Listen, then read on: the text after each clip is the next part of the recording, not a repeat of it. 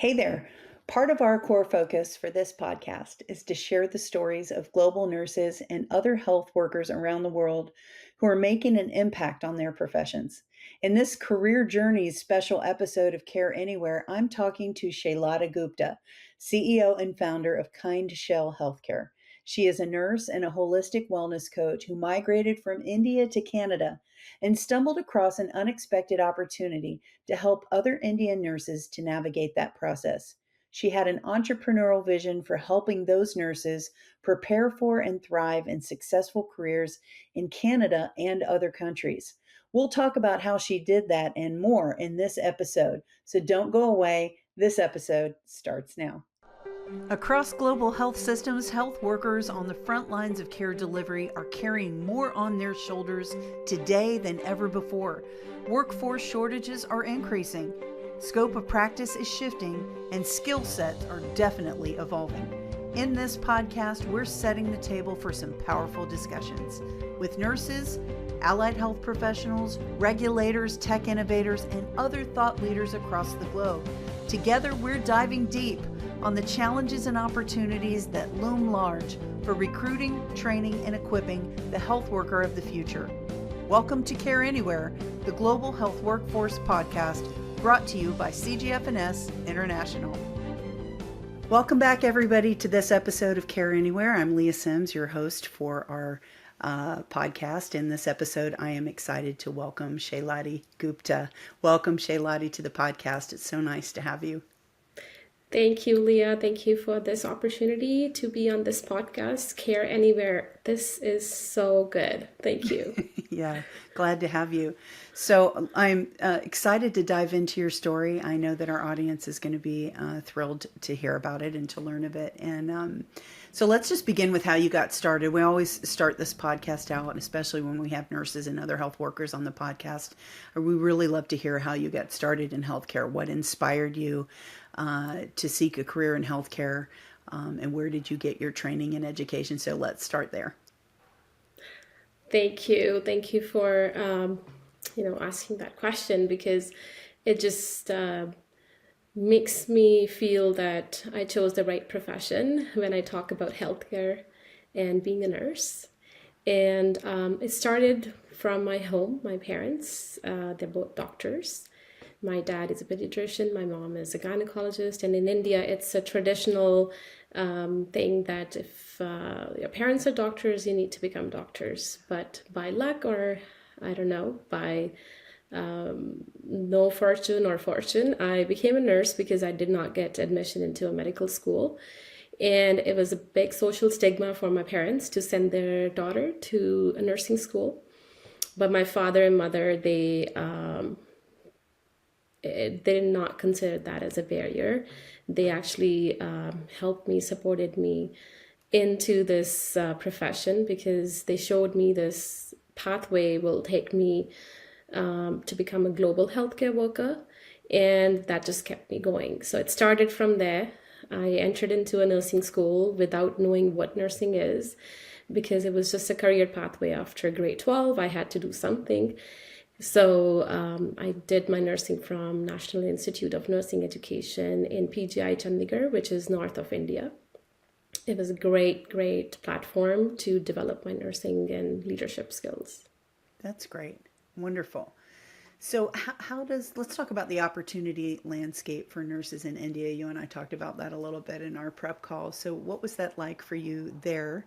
Because I know it eventually prompted you to take your career across the globe. So talk about the opportunity landscape there. What's it like being a nurse in India, and what was your experience of it trying to advance your career there? I think it was amazing. There are a lot of opportunities in India for clinician nurses to work in different hospitals. But I think the opportunity landscape for nurses right now has been evolving over years. Back in 2008, when I graduated, I got a job right away in my institution that I did nursing from. It was affiliated to a tertiary hospital. So I got a job right away, and I had a whole career pathway laid out for me that I'll do a job. It's a government job, highly paid job, and a lot of learning because it was a tertiary hospital. But somewhere in me, I wanted to amplify and advance my nursing because my mother, who was suffering from colon cancer, and the experiences I had with a lot of healthcare workers, nurses, doctors, and everyone in terms of their communication, how they were communicating with my mother, how the whole process was happening. I wanted to learn more because I was studying all these books which were written by American nurses and attended so many workshops when they used to come to recruit nurses. So that just instilled some kind of hope that maybe one day I will advance my career and come back to India to, share that knowledge. So I think that was my reason why I wanted to go out of India. It's interesting how many nurses and health workers that have talked to across my career. I've got 30 plus years in healthcare and health IT, and so many times I'll talk to a nurse or health worker that'll say, my inspiration was that I had a family member who was going through a Wow. medical crisis when I was young, and I watched the care that was being provided and wanted to be part of that, or I wanted to be part of finding a solution for something that had been a struggle for my family. So it certainly is something that's a common thread across humanity. I mean, we all we all go through the it's a common experience. Everyone goes through a health That's right. crisis or loss, or those situations where health workers are so critical. So it's powerful that you shared that as part of your story, which is, I think, a touch point people can relate to. What influenced your decision? So you moved from India to Canada at some point, right? What influenced your decision to go there? And what was your experience like when you got there? I mean, we obviously, the work that we do Yes. here at CGFNS is very much facilitates career mobility and helping nurses and other health workers get where they're wanting to go, where opportunity exists. So, how did you get there? What made you just decide to go to Canada? And what was it like when you got there? I would say I really want to put this here that when I was in India, I was trying to find options how to get out of India. My first choice was US. So while I was working in India, when I graduated in 2008, I started my CGFNS process and my licensing process. And I had my visa screen certification and I passed my NCLEX. Everything was all good. And there was some retrogression and visa issues. So I was like, I can't wait. So Yeah. I want to go out of India. So I started exploring some study options to upgrade myself to do masters or some leadership courses. And I looked at the newspaper one day. My father, who has always been a leader into this, I would say he looked at the advertisement of a company who was sending nurses to Canada to upgrade their education. So I came to Canada to do a postgrad certificate program in nursing leadership and management program at a community college, which is Seneca College, Mm. and it was a 1 year program. So I did that, and I came to Canada, and at that time there was no CGFNS or NNES that Canada was doing, and they had CRNE exam, so I had to do that exam on top of what I did in India, NCLEX. A lot of people didn't know that you could do NCLEX in India before leaving the country, but I had everything lined up, and I came here and I was like, maybe everything is set up. I'll go there, study, work, and then maybe come back to India one day. And I think coming to Canada was my biggest lottery. Yeah. And I learned so much from my educators at the community college, and I started working in a long-term care home, which was a new clinical area for me because in India we don't have long-term care homes, Mm. and that was an eye-opener for me that yes, I passed my NCLEX, I did nursing from a great institution, but I knew very less about working in a long-term care home where RNs have a lot of autonomy and accountability because you don't have doctors and other healthcare team members all the time Right. around you. Yeah. You're it all day. All shift. Yes. um, how did you shift your focus? Excuse me. I'm going to start that question over so that I can cut that out. how did you shift your focus to nursing leadership? Because I know there was a point there where you said you observed some things about people coming into the Canadian health system from other parts of the world, Mm-hmm.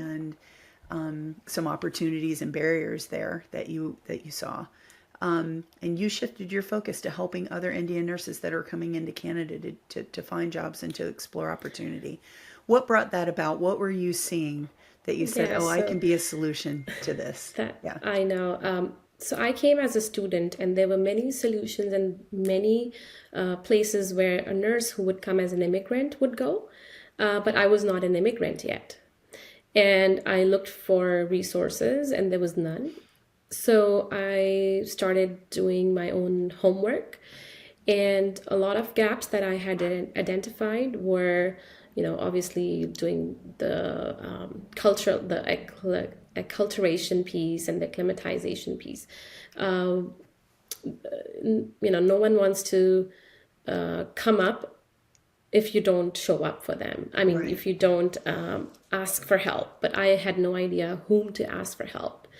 And I'm sure a lot of immigrant nurses were already in Canada who were supporting, but I did not find any credible resource.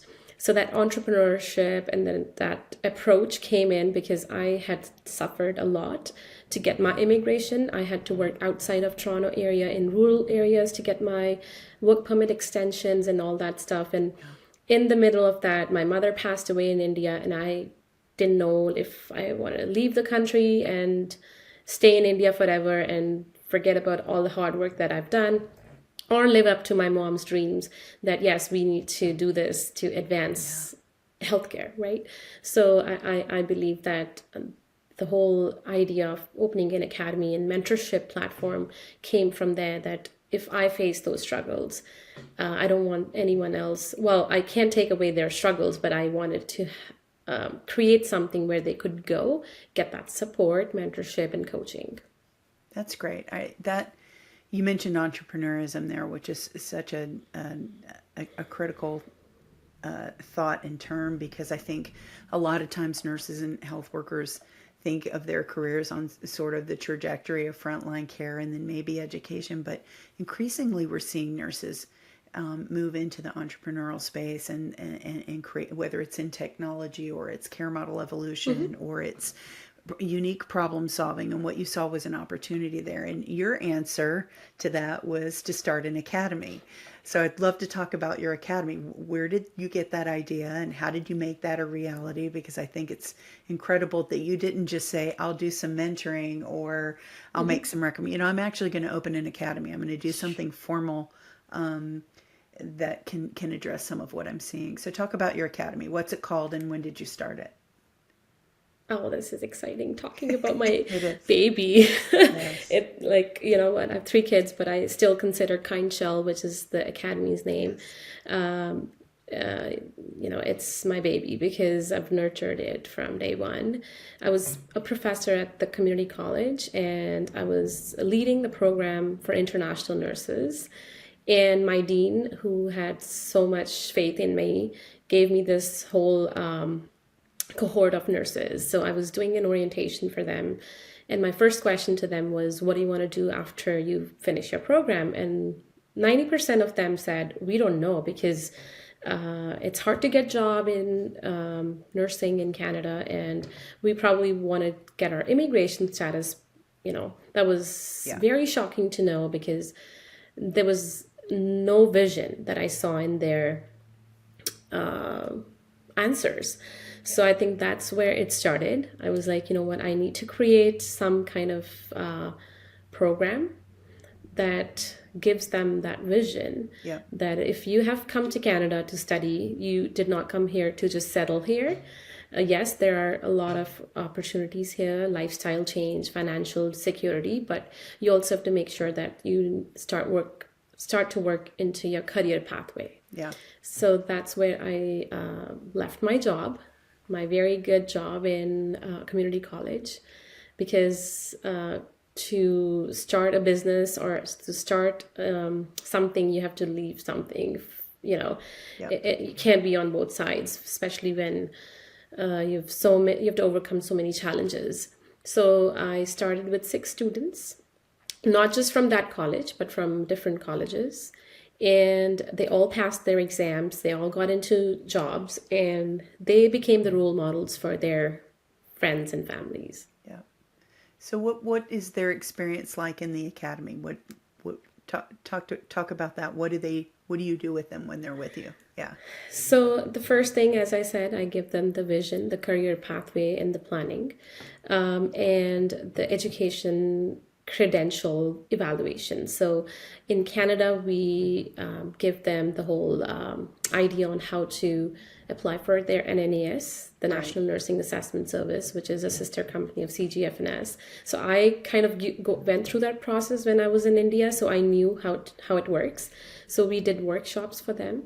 So they attended those workshops, they filled their forms, they got their evaluations done, and they got their eligibility to do their exam. So we do their exam preparation, the transition to global nursing practice program, which is designed by me, which includes their communication skills, how they need to transition into Canadian healthcare system, their Yeah. legal and ethical aspects of nursing, and also more than that, the peer mentorship. A lot of people wanted to take coaching from me when they joined Kindshell, but I always had peer mentorship involvement and a group coaching. It was not one-on-one Right. teaching, or it was not just me teaching them. Yeah. And it actually hurt a lot of people in the beginning. They were like, we paid you, you should be the one who's teaching. And I'm like, you know what, this is a new concept. I know it's something that you are not used to. In India, it's all about one teacher teaching and Yeah. students learning from them, the conventional approach. But it was new for them. A lot of students, they had challenges accepting that.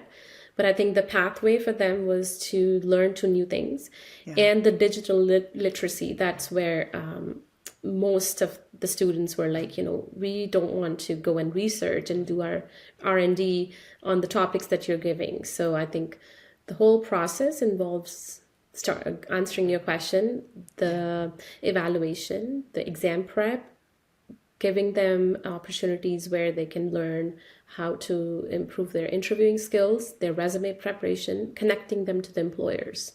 So the end-to-end Well, approach, there's so many powerful things that you just said there. First of all, you're also teaching them to be self-feeders, to be able to research and which was so hard for me yes, because I yes, I was made guilty of taking the money from them in the coaching academy, and they would think I would do everything for them. right. Yeah.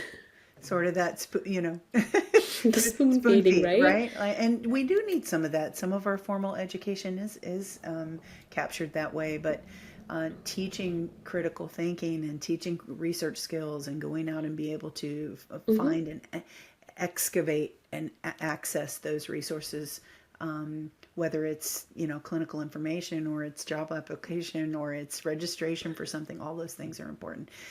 The other powerful thing that you talked about there that we really talk a lot about here at CGFNS is the importance of nurses and health workers who are thinking about career mobility, to understanding that there's more to job readiness than just your clinical skills, right? There's more than just passing the NCLEX or passing your state So board if you're true. coming into the Yeah. US. There's tech literacy, there's English language proficiency in many cases, depending on which country you're entering. But there's also all those other things that you touched on there that help someone to thrive early in their journey, which is enculturation and acclimation. It's That's right. onboarding well. It's all of those. It's having the right, social network and support. So I feel like the peer mentoring there is also a great way of enabling someone to build community and to build connectivity, so they're not doing this in isolation. We hear from at CGFNS, we do hear from nurses and health workers who go back home because they were not able to to really put down roots and survive well in those early days. So I applaud you, Shailadi, for figuring out this model for helping them not just fill out their application or do the logistical registration parts of this, but to actually help them understand what's it going to take for me to thrive in this new country, in this new health system, and then specifically in the Canadian health system. And every country is different, having that unique point of view. So congratulations on that, because I think that's a great way to focus your entrepreneurship. What have the outcomes of the academy been? What are you seeing as your students exit your program and move out into their job roles? Could talk about that a little bit. Sure. It was amazing. As I said, I don't prepare them just for NCLEX, right? And we had people who left the academy because it didn't meet their needs, and I was okay with that. But overall, we have trained and coached more than 4,000 nurses till now. 4,000. Yes, and it included nurses who just came for coaching after they passed their NCLEX, and it also includes people who started from their licensing process and everything. Wonderful. So there were nurses who had challenges when they were doing their job, and they needed that mentorship, how to get into their management roles. Right. So overall the success was amazing. It is amazing, and especially during COVID, because I started my company in 2017, and COVID came in 2020. So all my nurses who were in the program got the jobs right away, and they filled the shortages in Canada. And I was invited to be on the panel for the immigration policy announcement as well. It was a great opportunity to share that how our alumni were able to meet those staff shortages, and they performed so well that the employers asked them that where did you get their training from, and they actually shared our information, and we were able to give more nurses, not just in Ontario. We're placed in Ontario right now, but our nurses are working all over Canada right now, and some of them are nurse practitioners now. So I think it just made them independent learners and independent clinicians and managers and leaders. Do any of them come back to work with you or mentor? Yes. Stay connected to your program? Yes. So most of my team is my own alumni. That's 99%. Advertising for your business you could ask for, right? And some of them open their own businesses as well, or they working with other mentorship and NCLEX academies. And I'm proud of them, because I feel we can train people who can open their own business too. Absolutely. It's been wonderful hearing your story. I'd love to know, what would you say to Indian nurses today who are entering the profession and considering a potentially global career? What do they need to know? They would love your advice, I'm sure. I would say their journey as a nurse is not just a profession, it's a calling. Yeah. There'll be times where you want to leave the job, or that you will feel like, what's in nursing? There's burnout, there's so much stress. I would go and do something. Yes, you can do if you find your soul purpose is different. But I personally think that whether you choose to stay in India or you choose to stay in UK, US, wherever you want to work globally, approach every opportunity with a mindset of service, learning, and growth. And the service to humanity is a big thing. The world is waiting for, I would say, their unique strengths and perspectives that they bring. Believing in yourself is the big thing. So the biggest thing I feel in India is that they think bedside nursing is the only nursing, but I want to change that. That's my vision. Yeah. That nursing is also about entrepreneurship, leadership, management, policy making, and so much more. Increasingly more now.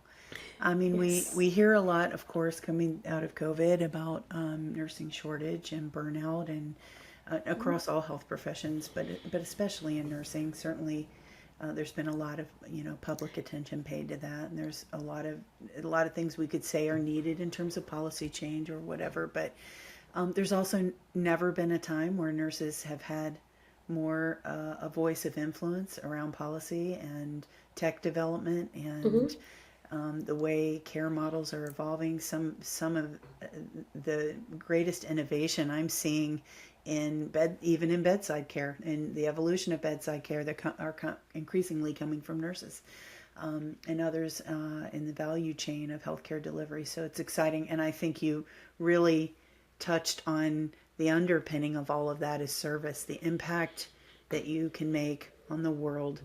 Everyone is a member of global healthcare, right? There's not an exempt person. That's right.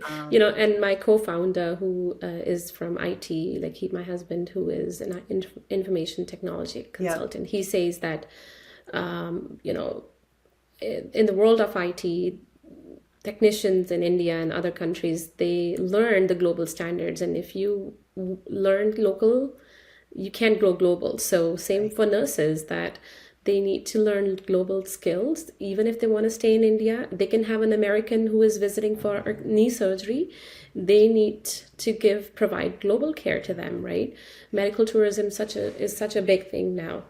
And I believe nurses need to have that resilience in having that patience, because it's not going to be a straight path for them. And reach out to the mentorship organizations. Yeah. And I know there are barriers to mentorship. I have faced that being a mentor to these nurses. Some of them, they don't think that they need it because they get a job and they think that's the end of their struggle. But there's more to it. There is. Professional development is an upward climb.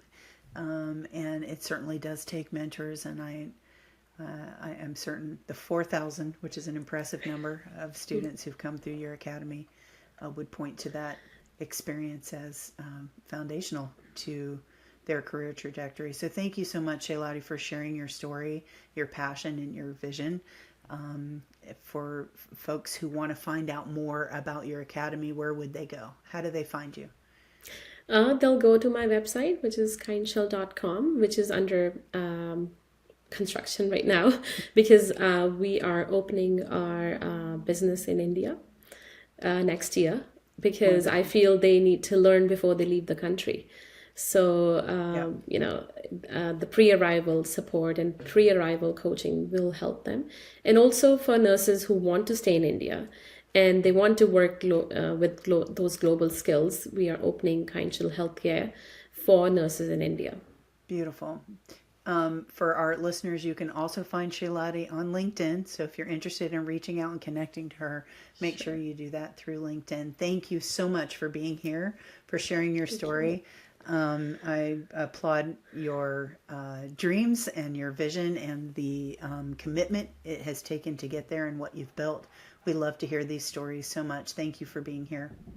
Thank you, Leah. Thank you for this opportunity. And thank you to CGFNS, because that gave me the starting point and the courage and confidence that I needed in India to believe in myself, because I had all the paperwork ready and it was like my visa too.